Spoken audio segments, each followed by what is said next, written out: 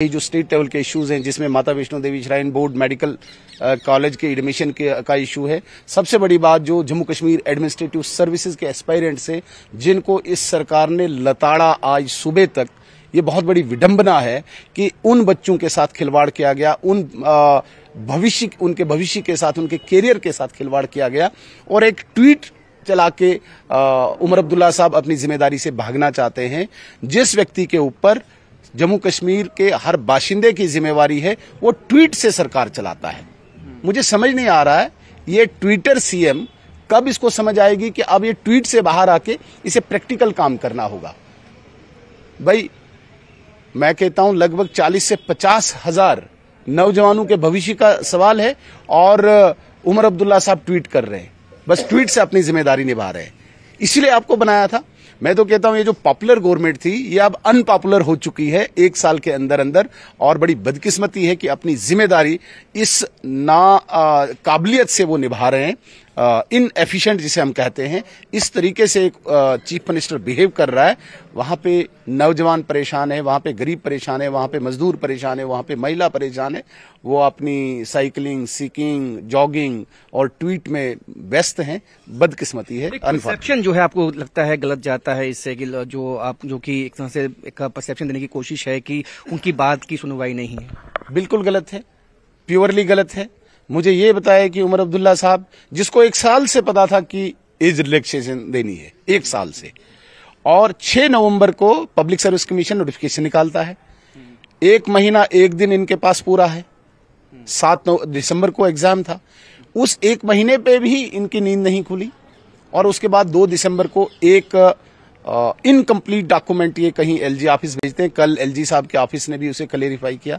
अगर 2 तारीख को ही एलजी साहब ने वापस भेजा तो इन्होंने पूरी वो डॉक्यूमेंटेशन क्यों नहीं की, क्यों खिलवाड़ किया? पहले तो 1 साल आपने ठगा नौजवानों को, फिर जो 1 महीने पहले नोटिफिकेशन आई तब आपने गुमराह किया नौजवानों को, और उसके बाद 2 तारीख के बाद आप फाइल पे बैठ गए और मीडिया में ट्वीट करके आप सरकार चलाते, मीडिया में ट्वीट करके आप बच्चों के भविष्य के साथ खिलवाड़ कर रहे हैं। ये नाकाबिलियत है। मैं कहता हूं कि ऐसा इनएफिशिएंट अनपॉपुलर गवर्नमेंट मैंने जीवन में कहीं नहीं देखी है।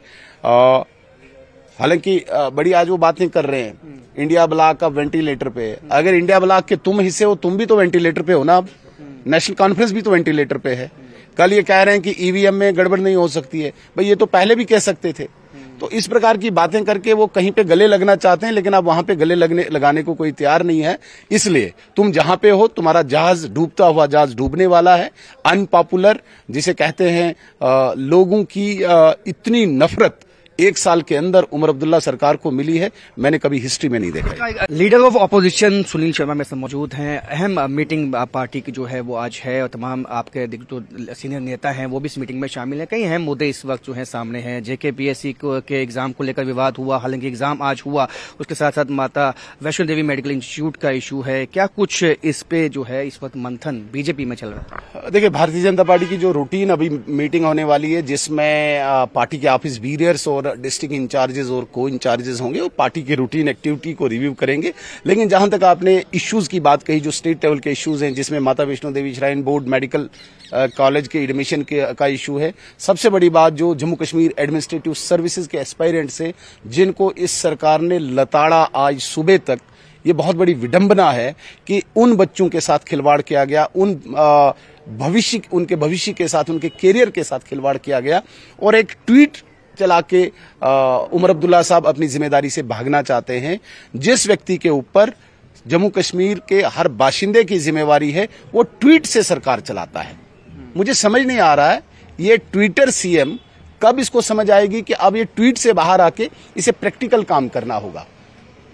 भाई मैं कहता हूं लगभग 40 से 50 हजार नौजवानों के भविष्य का सवाल है और उमर अब्दुल्ला साहब ट्वीट कर रहे हैं, बस ट्वीट से अपनी जिम्मेदारी निभा रहे हैं। इसलिए आपको बनाया था।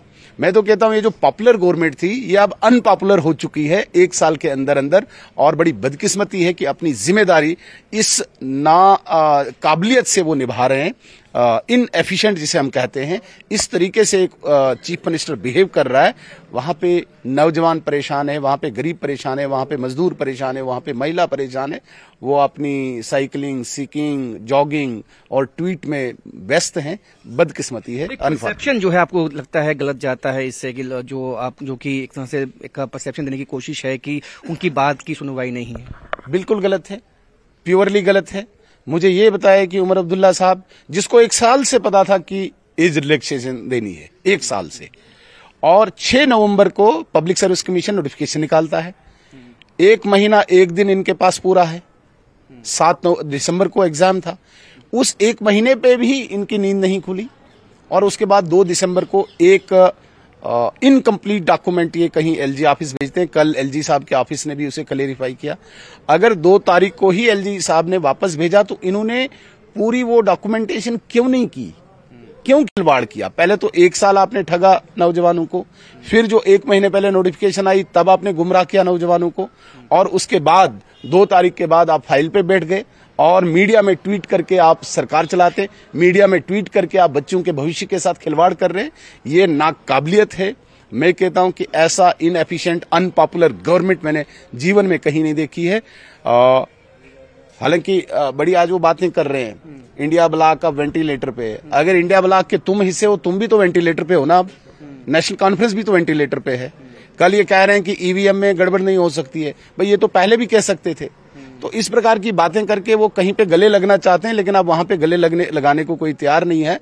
इसलिए तुम जहां पे हो, तुम्हारा जहाज, डूबता हुआ जहाज डूबने वाला है। अनपॉपुलर जिसे कहते हैं, लोगों की इतनी नफरत 1 साल के अंदर उमर अब्दुल्ला सरकार को मिली है, मैंने कभी हिस्ट्री में नहीं देखा। एक अंतिम सवाल होगा, जो कि मेडिकल, क्योंकि एमबीबीएस सीटों का जो विवाद है उस पे कई तरह के बयानात जो है उमर अब्दुल्ला की तरफ से वक्तन देते आए हैं, और ऐसे में अब इस पे जो है इसका कोई हल जो है निकलता हुआ आपको लगता है? सरकार किस लिए बनाई जाती है? हल करने के लिए बनाई जाती है ना, बयान देने के लिए नहीं है। बयान देने के लिए अपोजिशन बैठी है, हम बयान देंगे ना। वो हमारा काम क्यों कर रहे हैं? हमारे बयानों को चोरी क्यों कर रहे हैं? वो काम करे, उनको हल करना है, इसलिए सरकार बनाई है। सरकार स्टेटमेंट देने के लिए, ट्वीट करने के लिए नहीं बनाई है ना। बयान हमने देने, हमने लोगों की बातों को बयान में लाना है, वो हल करे ना। कौन सा काम 1 साल के अंदर उमर अब्दुल्ला ने किया, बयान देने के अलावा, ट्वीट करने के अलावा? एक काम मुझे बताओ जिसने वो हल किया है। जब भी उसके पास कोई काम करने की बात आई, या तो वो पेरिस की सोच रहा होता, या तो वो कॉफी बना रहा होता, या वो ट्वीट कर रहा होता। इसके अतिरिक्त तो आप मुझे बताओ, सीएम की कुर्सी पे बैठ के एक कोई रिस्पॉन्सिबल काम उसने किया हो? बयान देना है। बयान देने के लिए तुम्हें बनाया था क्या? बयान देने के लिए उमर अब्दुल्ला को नहीं बनाया था। बयान देने का काम हमारा है, अपोजिशन में हम रहे। आपको काम हल करना है। आप मुझे बताओ क्या काम हल किया? कोई काम नहीं हल किया।